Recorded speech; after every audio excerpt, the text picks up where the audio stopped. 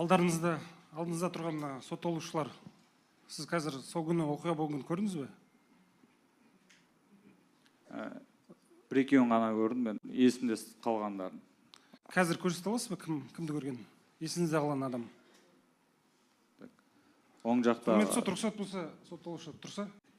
Тұрыңыздаршы, сотталушы. Сол жақтан санағандай нешіншісі? Біріншісі болғанын білем, сосын оң жақта екіншісі. Сосын оң жақтан санағанда төртіншісі. Сол үшеуін нақты есімде. Яғни, рұқсат болса, Нұрқияс... Сол жақтан бірінші дедіңіз ба? Сол жақтан бірінші. Сол жақтан бірінші, оң жақтан екінші және төртінші. Солар тұрып қалғандары отыра беруін сұрайым. Өздеріңіз таныстырып өтіңізші. Нұрқияс Дәулетбекұлы. Белғожаев Шыңғыс Сайдосұлы. Тоқтаубаев Нұрбол Маратбекұлы. Отыра беріңіздер. Куә Сейсенбай, осына үш сотталушының түрін танып отырмыз дедіңіз. Әрқайсының әрекетін бізге сипаттап айтып бере аласыз ба?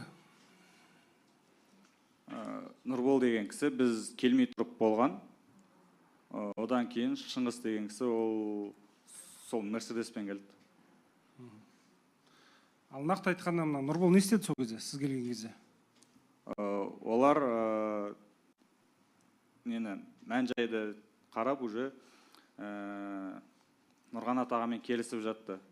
Уже кешірімдерін береміз деп. Ал нақты төбелес болған кезде Нұрбол не істеді? Оны көрген жоқ мен. Мен өзім, бір адам келе жатты да, мен артқа қарата итер жүрді. Ал екінші сол жақтан төртінші тұрған Шыңғыс деп көрсетіңіз. Оның әрекеті қандай болды төбелес кезінде? Ол Ахмет тұрған кезде мен де ұрайын деді, бірақ мен артқа қарата құлап қалдым да.